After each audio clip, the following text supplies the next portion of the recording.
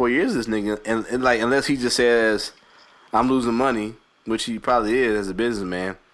Now he didn't decide to put the Trump name on shit with the White House logo. That came out today too. But yeah, I don't see it, bro. I don't see it. But hey, you know we got what, a year and a half? Yeah. We'll see. Or the way I'm looking at it, we got 4.5 more years. I mean 5.5 more years. Hey. I know it's like a lot of white. I mean, but then again, though, like we talked about it like a while ago. Like Trump won, but no one talks about vote for Trump. But then again, like a lot of people who after he won, who were vocal, have now gone quiet again. So I don't know if that's good or bad. Whatever. Racism probably keep winning. Whatever. Whatever. You know, hey, you know what? It's all smiles. You know, actually, it's not all smiles, because speaking about, oh, what happened? Yeah, I don't, oh, shit, there we go. He's an angry white man. Speaking of angry white men who run the country. Okay, hold on, let me get back to Skype here. Boom, there we go. So, once again, poor segues here. We're not really, we all over the place on the Negroraguan podcast today. A.D.A is just judging me, and she looks at me. I'm not judging you. You look wonderful in your I'm not saying the school's name. You look wonderful in your shirt. There we go. My little hoodie. Your hoodie, I like it. But hey, y'all didn't know March Madness kicking off. A lot of athletes out there not getting paid. A lot of institutions getting a lot of money. Mm-hmm. Oh yeah. Oh, I didn't. It's not part of the docket, but did you guys know that the NCAA is going to make a Zion Williamson cam? So for this game he's playing, was it tomorrow they play? Yeah. Tomorrow there's going to be a motherfucker who's going to have a camera that's just going to follow him. Student athletes. Yeah. Well, you know, my opinion on the NCAA is they can go fuck themselves. Yeah. So, you know, bottom line. Before I play this clip, we're all professionals. We all work. We'll just go around the horn here. So, from reverse order from what we started off with. So, Joe, you're at work and your employer comes to you. You may have made a bad decision, and they approach you very aggressively with their fist balled up, cussing you out. Do you just say, hey, my bad, guy. Let me go sit down doing this timeout or whatever, this meeting in the corner. What happens? What say you? That's a call to the union right there. Call to the union. Well, I don't have a union. I missed the days when I did have a union, because that's definitely would have been my answer. Like, you know what? I ain't gonna even talk to you, white man. Let me get back to the union, nigga. I do miss the union. I had a union when I was a security guard, dog. Woo! And I was being overpaid. I missed that shit.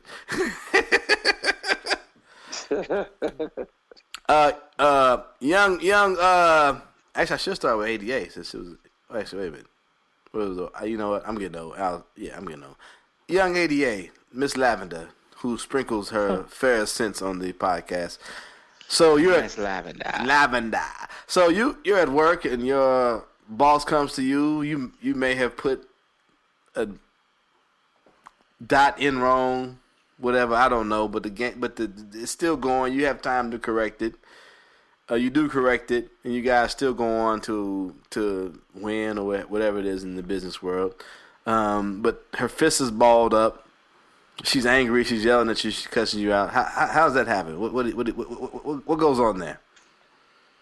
I think that in my past work, it would have been, like Joe said, go to the union. Right now, with my disgruntled feelings about my job, it might be immediate clapbacks. Clapbacks. Hold on. What do you mean? What do you mean by clapbacks?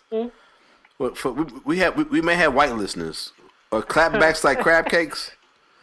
What are clapbacks? I think that means some furniture gonna move. This furniture move?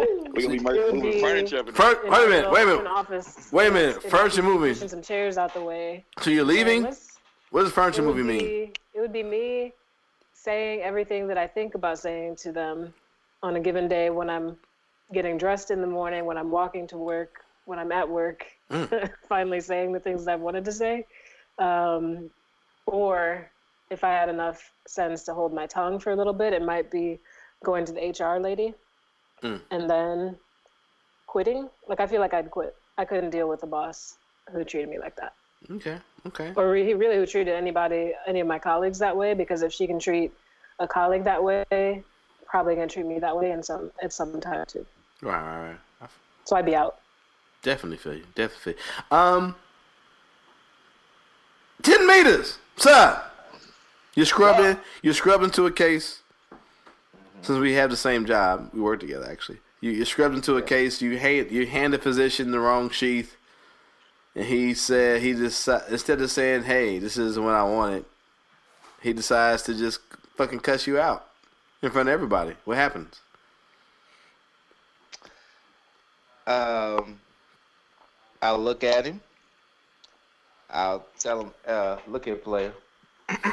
Look here, player. Look here, player. He probably like player. Nigga, Not doc. I'm not playing. Out the window. Sir is out the window. Everything else is out the window. It's now we down to look here, player. Player to player, pimp to pimp. What's up? I understand. I might have handed you the wrong thing, but the way you talk to me, it's not gonna fly. Now, you either get your act together and get the right one yourself, or, you can call somebody else, because I'm not going to tolerate that shit. Yeah. In the case of move on, without any bumps or lumps. I believe you. I've been there. I've seen it. I've seen you do it before. I believe it. When I was in the military, my first deployment, I was closer to this young man's age. Young Roger got demoted because there was a full-board colonel who decided to come out of his office and say, "Hey, boy, oh shit, where's the coffee at?" And I was like, "It's over there in the pot, sir." So that was his one. And he was like, "Yeah, but I need you to make me some." And I was like, "Look here, motherfucker. We gonna be here for the next 4-5 months, my nigga. I didn't say my nigga. I said, we gonna be here for the next motherfucking 4 or 5 months. What I'm not gonna do is allow you to fucking talk to me this way." Of course, he hyped it up. Man, I may have my fist balled.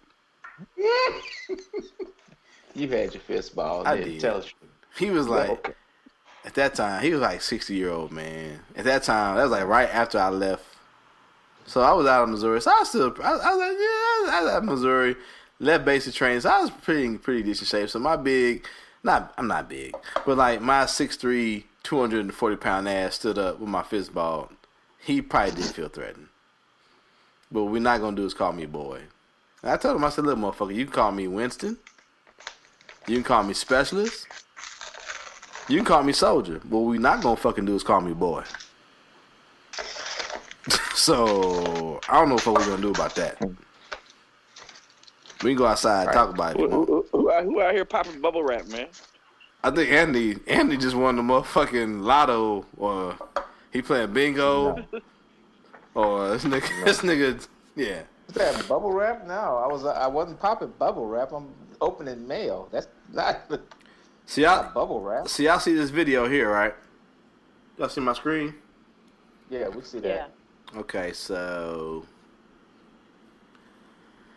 let me see. So we'll introduce this. So we asked those questions. We went around the horn. So what we talking about? What we going about to roll into here? Tom Izzo, head coach from Michigan State, and let's not forget that Michigan State has had some not so good runs in the tourney. So maybe Tom Izzo might be feeling a little heat. So number 2 seed Michigan State hasn't looked great so far in the first tournament.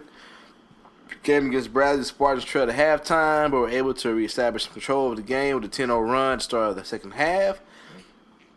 That positive stretch wasn't good enough to save freshman forward Aaron Henry for getting chewed out and lunged at by head coach Tom Izzo during the timeout. I'll play the video for you guys. There was a little bit of animation here from Coach Tom Izzo. Well, to his freshman, Aaron Henry. You would think on a 10-0 run, Tom Izzo would be happy. Izzo now having words with the freshman, Henry, who seems a little bit perplexed. Damn, where's the whole video at? That wasn't nothing. Oh, I have bored you. I need to find another video. Where we at? So there's another video where they're sitting there and he's kind of lunging at him, and the other players are having to hold him back. So off of that right there, I'm like, ooh, whatever. I feel bored now. I'm sleepy. So anyway, there's another video where they're sitting there and Tom Izzo throws the clipboard down. He's kind of lunging at him, getting in the old boy's face. Whatever. But it brings, of course, the bigger point of these young people. Oh shit! Hold on. Hey! We're still playing. We are still playing. Somebody's cheering. Okay. We got shut. Tom want to keep talking. Tom is. I'm gonna talk to this nigga. I'm getting right. So we have well, yeah. I won't put my name in that. But we have two. We have two coaches here who coach some athletes to go on to the collegiate level. And talking about dealing with young athletes, especially we talk about the 18-year-old group where you're talking about your seniors, whatever. Which for some odd reason, when they're in high school, they're children, but when they go to college, they are adults, depending on the narrative and what people want to address them as. How do you deal with these situations where, of course, because as young people, even as like old people, as myself, as we all went around the horn and talked about, we gonna fuck up. How do we address these issues? And and I'll get back to you, Tim Meters. But specifically addressing A.D.A. and Joe, how do you address these issues? Ladies first. For me, even from what I saw there, for me as a coach, that's not the way I would have handled anything. First of all, whether it's with my assistant coaches or whether it was with an athlete, for me, it was always... we keep the family business within the family, so I wouldn't want to be yelling and screaming at somebody. I coach track, so it would be in a track meet. I'm not a yeller anyway. I'm a pretty calm person, so I didn't want to be putting down the athlete. First of all, at a competition, this is during a timeout, so it wasn't even halftime where you're in the locker room. This kid is going to have to go out and play in 30 seconds, 60 seconds or whatever again, and Correct. Have to regroup and calm himself down, and that's just not feasible, especially for someone if he's a freshman. He's 18, 19 years old, maybe 20 years old. He's not he's either 18 or 19. He's ready to do stuff like that. And yeah, for me, it is most of the coach. I would assume, I haven't coached basketball, but I would assume most of the heavy duty coaching is going to take place outside of the game. And that's when, if you feel like yelling and screaming at a person, that's when you should do that stuff. That's when you're doing all that stuff. I've worked with coaches at schools where they are the yellers and the screamers at kids during games, which is fine. But even with them, they were like extreme yellers, extreme screamers, really great coaches, really good at what they did. Kids knew that, but it never got to the point where the coach had to be held back. The coach was never aggressive in that kind of way. Yeah, they'd be yelling and screaming, but there's no reason as a coach that somebody should have to push you away from an athlete, from your own athlete, let alone somebody else's athlete. So for me, it's just not a good coaching style for me. I understand he was stressed. He's number 2 seed. Game wasn't going well. Kid might have fucked up a little bit. Again, he's a freshman. He doesn't know that much. Hasn't played in any NCAA tournaments yet. So it's kind of a teachable thing. Yes, he's been playing for years, and yes, he's played the whole season so far, but there's better ways to address him than what he was doing, to me. Yeah. On to you,